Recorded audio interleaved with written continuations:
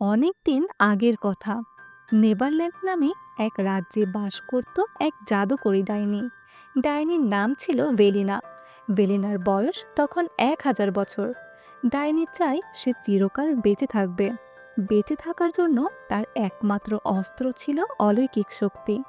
ডাইনিদের গোত্রে একটা নিয়ম ছিল, আর তা হলো যদি কেউ নিজের শক্তিকে চিরকাল ধরে রাখতে চায়, তাহলে তাকে এক সুন্দরী যুবতী মেয়ের হৃদয়ে তার শক্তিকে বন্দি করে রাখতে হবে। আর মনে রাখতে হবে, সেই হৃদয় যেন অন্য কেউ দখল করতে না পারে। একবার যদি সেই হৃদয়ে কারোর জন্য ভালোবাসা তৈরি হয়ে যায়, তাহলে ডাইনির সমস্ত শক্তি তখনই ধ্বংস হয়ে যাবে, আর ডাইনি মারা যাবে। এক সন্ধ্যায় ঝকঝকে ক্রিস্টাল বলের পাশে বসে ডাইনি এক ভয়ঙ্কর পরিকল্পনা করল। সে ফিসফিস করে বলল, এই রাজ্যে প্রথম যে কন্যা শিশু জন্ম নেবে তাকে আমি নিয়ে আসব এবং নিজের সন্তান হিসেবে বড় করব। আমার সব শক্তি তার হৃদয়ে বন্দি করব। এই কথা বলতে বলতে তার ঠোঁটে ফুটে উঠল এক নিষ্ঠুর হাসি।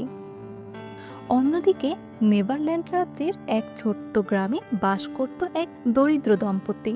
মহিলাটির নাম ছিল হেলেন। তারা আজ আনন্দে আত্মহারা, কারণ তারা জানতে পারল শীঘ্রই তাদের ঘরে নতুন অতিথি আসছে। হেলেন তার স্বামীকে জানালো, আমরা বাবা মা হতে চলেছি। তার স্বামী আনন্দে চিৎকার করে উঠলেন। তাদের মুখে ছিল হাসি আর চোখে ছিল অনেক স্বপ্ন। এই মুহূর্তটি ছিল তাদের জীবনের সবচেয়ে দামি উপহার। কিন্তু তারা বুঝতে পারেননি, এক অদৃশ্য বিপদ ধীরে ধীরে তাদের দিকে এগিয়ে আসছে। তাদের আনন্দ বেশি দিন টিকল না। একদিন তার স্ত্রী হঠাৎ অসুস্থ হয়ে পড়লেন। ভালো চিকিৎসা করা হলো, কিন্তু কোনো কিছুতেই কাজ হলো না। হতাশ হয়ে স্বামী পাড়ার লোকেদের পরামর্শে ছুটে গেলেন ডাইনির কাছে। ডাইনি তাকে কিছু জাদুকরি পাতা দিয়ে বলল, প্রতিদিন একটি করে পাতা তোমার বেবিকে খাওয়াও, তাহলেই সে ভালো হয়ে যাবে। হেলেনের কন্যা সন্তান হবার কথা শুনে তার মুখে ছিল এক ধূর্ত হাসি। অবিশ্বাস্যভাবে পাতাগুলো কাজ করল। হেলেন ধীরে ধীরে সুস্থ হয়ে উঠলেন। তারা ভাবল, হয়তো আমরা এখন বিপদমুক্ত। একদিন পাতাগুলো শেষ হয়ে গেল। আবারও হেলেন অসুস্থ হয়ে পড়লেন। এইবার ডাইনি তাকে কিছু জাদুকরি বীজ দিল আর বলল ঠিকমতো বীজগুলো ব্যবহার করতে। হেলেনের স্বামী বীজগুলো ঠিকমতো ব্যবহার করলেন। অতপর হেলেন পুরোপুরি সুস্থ হয়ে উঠলেন। আবার তাদের ঘরে আনন্দ ফিরে এলো। অবশেষে এক শুভ দিনে এই দম্পতির ঘরে জন্ম নিল এক সুন্দর কন্যা শিশু। তারা তার নাম রাখলেন রাপ্পানজেল। ঘরে আনন্দের বন্যা বয়ে গেল, কিন্তু তারা জানতেন না ডাইনি খুব কাছেই আছে। রাপ্পানজেলের জন্মদিনেই ডাইনি এসে হাজির হলো। সবার চোখের আড়ালে সে রাপ্পানজেলকে নিয়ে পালিয়ে গেল। ডাইনি শিশুটিকে নিয়ে চলে গেল জাদুময় অরণ্যের মাঝে, এক উঁচু নির্জন চূড়ায়, যেখানে সে বাস করে। ডাইনি ধীরে ধীরে রাপ্পানজেলকে বড় করে তোলে। রাপ্পানজেল এখন একজন সুন্দরী যুবতী মেয়ে। ডাইনি সবসময় রাপ্পানজেলের প্রতি বিশেষ নজর রাখত, যাতে কারো প্রতি তার ভালোবাসা না জন্মায়। কিন্তু রাপ্পানজেলের মনে প্রায় প্রশ্ন জাগত, আচ্ছা, বাইরের দুনিয়াটা দেখতে কেমন?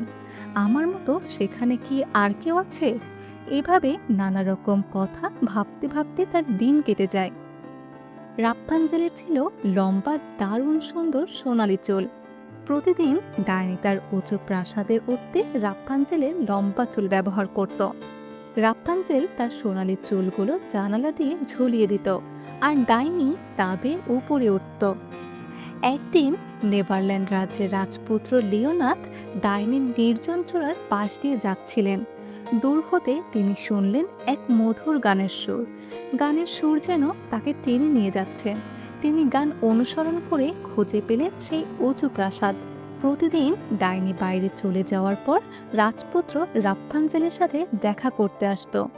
রাজপুত্র লিওনাথ তাকে রাজ্যের বিভিন্ন জায়গায় ঘুরতে নিয়ে যেত, আর রাপ্পানজেল বাইরের সবকিছু দেখে অবাক দৃষ্টিতে মুগ্ধ হয়ে তাকিয়ে থাকত।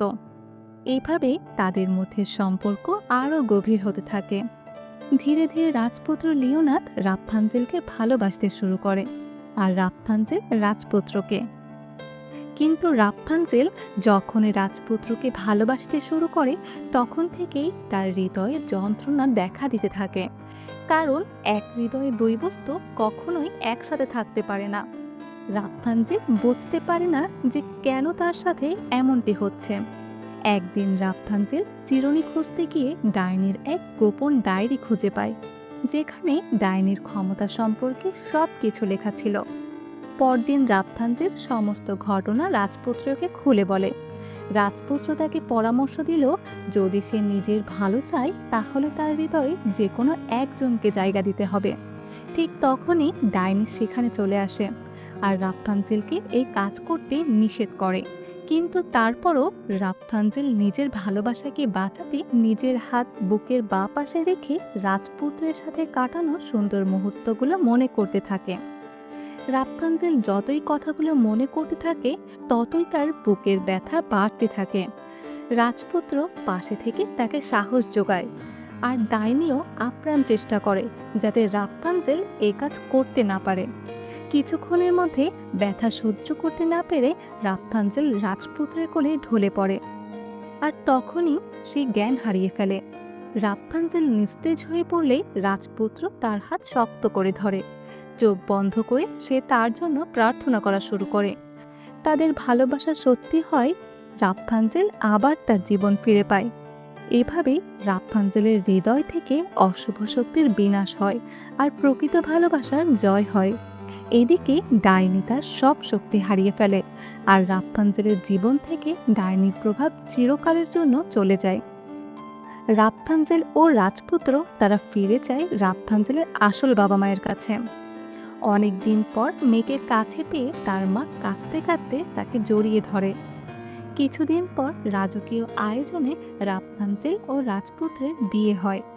এভাবেই রাপুনজেল ও রাজপুত্র ভালোবাসার এক অ্যাডভেঞ্চারে ভরা এক সুখী জীবন কাটাতে লাগলেন।